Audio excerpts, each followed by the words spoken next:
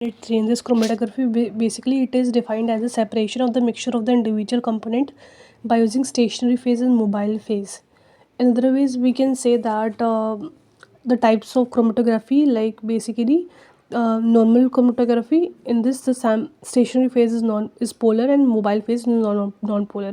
In reverse phase chromatography, stationary phase is non-polar and mobile phase is polar. The reverse, you get reverse. Now retention time basically क्या होता है? The time taken in releasing of the chemical constituent when we add the mobile phase in the given sample, depending upon the polar and non-polar nature of the stationary phase and mobile phase.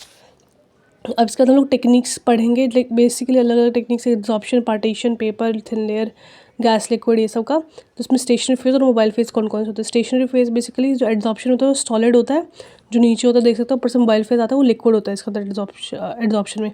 Partition में दोनों ही liquid हो जाते हैं। Paper chromatography में liquid liquid हो जाते हैं। और इन थिन लेयर क्रोमेटोग्राफी लिक्विड और सॉलिड हो सकता है, और इसमें मोबाइल फेज लिक्विड ही होता है। अब इसके बाद गैस लिक्विड क्रोमेटोग्राफी, इसमें क्या होता है? जो स्टेशनरी फेज है लिक्विड होगा और मोबाइल फेज होगा गैशियस होगा। जैसे कि हमने इवन पढ़ा भी था कि जो गैस क्रोमेटोग्राफी होती है उसमें गैस मोबाइल फेज होता ही होता है, बट उसमें जो स्टेशनरी फेज अगर लिक्विड हुआ तो लिक्विड गैस लिक्विड, और अगर स्टेशनरी फेज सॉलिड हुआ तो गैस सॉलिड क्रोमेटोग्राफी। अब आयन एक्सचेंज क्रोमेटोग्राफी में होता है कि स्टेशनरी फेज सॉलिड होता है, मोबाइल फेज होता है लिक्विड होता है। अब हम लोग टाइप्स ऑफ क्रोमेटोग्राफी इसमें पढ़ेंगे। इसमें क्या पढ़ेंगे हम लोग? जैसे कि क्लासिफिकेशन हमने जैसे देख सकते हैं आप, ये क्लासिफिकेशन बेसिकली क्या आता है पहले कि हमारा प्रिंसिपल के बेसिस पे adsorption, partition, ion exchange, size, exclusion, infinity, polarity के बेसिस पे normal and reverse, normal phase chromatography and reverse phase chromatography. Mobile phase के बेसिस पे आता है liquid, gas and super critical fluid. Liquid में आता है basically liquid liquid, liquid solid और गैस, ठीक है, गैस और सुपर क्रिटिकल। लिक्विड वाले में आता है लिक्विड लिक्विड में पेपर और ड्रॉपलेट क्रोमेटोग्राफी। लिक्विड सॉलिड में कॉलम, थिन लेयर, HPLC, है ना, and flash and thin layer chromatography.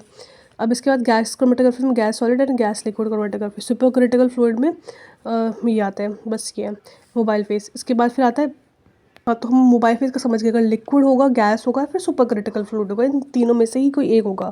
Mobile phase generally solid होते ही नहीं है, ये बेसिकली लिक्विड होता है, फिर गैस होता है जो ऊपर से आते हैं, फ्लोई नेचर के होते हैं। अब ज्योमेट्री के बेसिस पे प्लेनर या फिर कॉलमिनर। इसमें क्या होता है? प्लेनर में आता है पेपर और TLC और HPLC। कॉलमिनर में कॉलम क्रोमेटोग्राफी, फ्लैश, HPLC और आयन एक्सचेंज और एफिनिटी क्रोमेटोग्राफी। ये है बेसिकली मेथड ऑफ सेपरेशन जो क्रोमेटोग्राफी का जो जनरलाइज हम लोग स्टेटमेंट पढ़ेंगे। इसमें एब्जॉर्प्शन होता है, रिटेंशन होता है substance at the stationary phase में, रिटेंशन होता है सब्सटेंस को। उसके बाद क्या होता है? सेपरेशन होता है adsorbed substance by the melting point.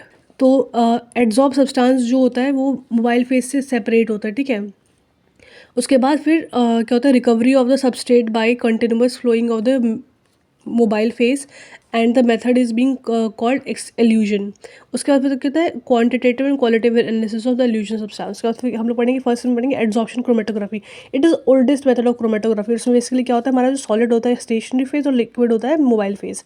इसमें क्या होता है? When the mixture of component adsorbed dissolve in the mobile phase. Mixture of component dissolve करते हैं हम लोग मोबाइल फेज में, तो क्या होता है? तो मिक्सचर ऑफ कंपोनेंट में हम लोग जब मोबाइल फेज डिजॉल्व करते हैं, एलुएंट कहते हैं जिसको, वो मूव थ्रू द कॉलम, वो मूव करता है कॉलम के through, and they travel across the relative affinity के थ्रू, ये लोग ट्रैवल करते हैं। Component which have higher affinity towards the stationary phase, वो रिटेंशन उसकी हो जाती है और आराम आराम से स्लोअर मूव करते हैं। बट जिसकी स्टेशनरी फेज का जो एफिनिटी कम होती है तो जल्दी फास्ट मूव करते हैं और नीचे अपनी पीक शो करते हैं। प्रिंसिपल क्या है कि कंपोनेंट ऑफ द इसमें क्या होता है? Basically competition between the component of the sample mixture for active site of the adsorbent. इसमें सैम्पल जो मिक्सचर होता है इसका क्या होता है? इसमें competition of the component of the sample mixture, जिससे कंपोनेंट होता है सैम्पल मिक्सचर के, इसके बीच में कंपटीशन रखा होता है कि वो क्या कहते हैं? For the active site of the adsorbent, ठीक है। तो इसमें एड्जॉर्बेंट के एक्टिव साइट कैसे बनते हैं? क्रैकिंग या फिर एजेस के बीच में बनते हैं। अब separation occur because of the equilibrium between the molecule and the adsorbent और द स्टेशनरी फेज। जो सेपरेशन किसकी वजह से अकर होता है? बिकॉज इक्विलिब्रियम मेंटेन हो जाता है एड्जॉर्बेंट, जो एड्जॉर्बेंट आता है ऊपर से on the stationary phase and those which are flowing freely through the mobile phase. जो मोबाइल फेस के साथ जो हमारा जो सैंपल का जो कंपोनेंट होता है वो फ्रीली मूव कर रहे होते हैं, तो वो और उसके बीच में एड्सॉर्बेंट के बीच में इट्स लाइक इक्विलिब्रियम मेंटेन हो जाता है। इसका फिर क्या होता है, हम लोग प्रोसेस पढ़ेंगे इसके अंदर। पहले मोबाइल फेस हम लोग डालते हैं, वो नीचे आता है बेसिकली, और जो सैंपल में से मोबाइल फेस और स्टेशनरी फेस का एक है नेचर, दोनों का ऑपोजिट होना चाहिए।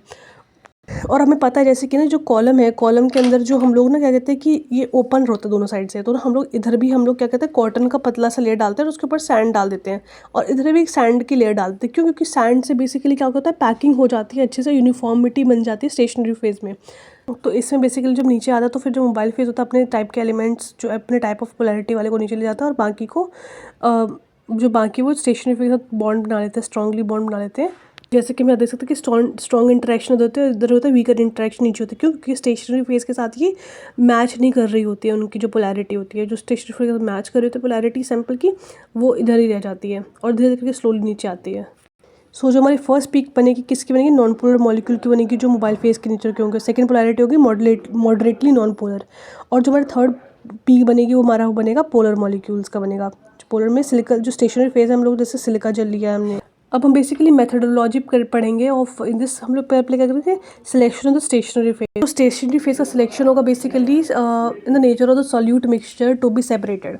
अब द कॉमन एड्सॉर्बेंट बेसिकली जो हमारा होता है स्टेशनरी फेज कौन सा, एल्यूमिनियम और सिलिका जेल होता है बेसिकली। जो सिलिका जेल में बेसिकली होता है, ये दोनों ना एल्यूमिनियम सिलिका जेल एक पोलर के नेचर के होते हैं, नेचर के, ठीक है। और इसमें लाइक बेसिकली हम लोग एड्सॉर्ब किसमें क्या क्या सब सब्सटेंस एब्जॉर्ब कर रहे होते हैं, जैसे स्टार्च हो गया, इंसुलिन हो गया, सोडियम कार्बोनेट हो गया, कैल्शियम कार्बोनेट हो गया, ये सब एब्जॉर्ब करते हैं, एब्जॉर्बेंट की तरह काम करते हैं। सो अलग लाइक हमने तो पढ़ा सिलिका जेल ये सब हुआ एल्यूमिनियम, बट अलग अदर एड्सॉर्बेंट भी यूज़ कर सकते हैं, लाइक सोडियम कार्बोनेट, स्टार्च, ये सब भी हम लोग यूज़ कर सकते हैं, ठीक है। In case of silica gel stationary phase, it is being has silica group, जो क्या होता है बेसिकली हाइड्रोक्साइल ग्रुप कंटेन करता है, ठीक है। अब selection of the mobile phase, जो मोबाइल फेज का सिलेक्शन बेसिकली क्या होता है, इसमें used on the basis of two factors, solvent strength which depends. तो पहले हम लोग मोबाइल फेज को किसके बेसिस से सेपरेट करते हैं, बेसिकली होता है सॉल्वेंट स्ट्रेंथ। सॉल्वेंट स्ट्रेंथ के बेसिस होता है adsorption energy upon the unit area of the adsorbent होता है बेसिकली।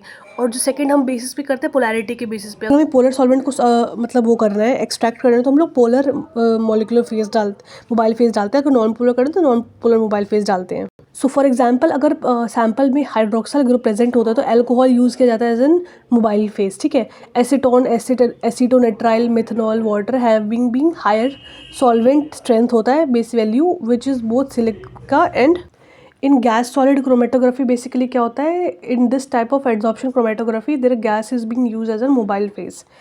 कॉलम की पैकिंग तो हमने से पढ़ी थी कि मोबाइल फेज ऊपर से आता है, इधर हमारा जो सैंड की पैकिंग होती है ऊपर नीचे, ना कॉटन का होता है।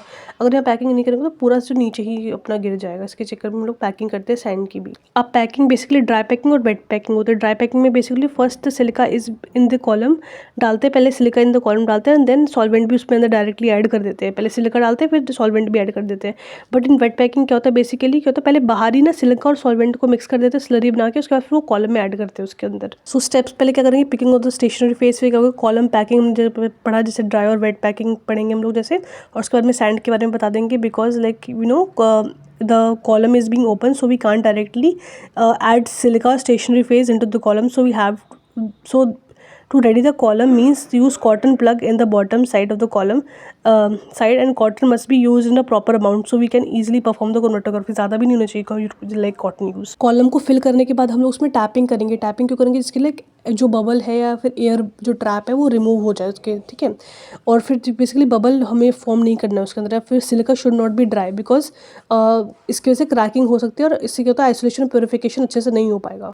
सो सैंपल हम लोग लोड करेंगे तो बेसिकली उसमें सॉल्वेंट हम लोग क्या यूज़ कर सकते हैं, ClO4, CH3, मिथनॉल वगैरह हम लोग डाल सकते हैं। Since stationary phase is a polar of nature, so silica solvent must be less polar. तो स्टेशनरी फेज और मोबाइल फेज का नेचर बिल्कुल ऑपोजिट होना चाहिए। Advantage क्या, it is can be used in separation of the different type of mixtures. It can be used for separation of the any quantity of the mixture. It is used in wide range of mobile phase can be separated. उसमें तो simple and low cost technique होते हैं. Very few types of apparatus and equipment being used in this isolation technique. Disadvantage है, technical skills require होती है, बहुत ज़्यादा time consuming है, कॉन्स्टेंट अटेंशन चाहिए होता है इसको basically. Application of column chromatography क्या होता है? Suspension of this compound, purification होता है, isolation of the API, estimation of the drug in the formulation, isolation of the API, determination of primary secondary glycoside digitalis and separation of the diastereomers.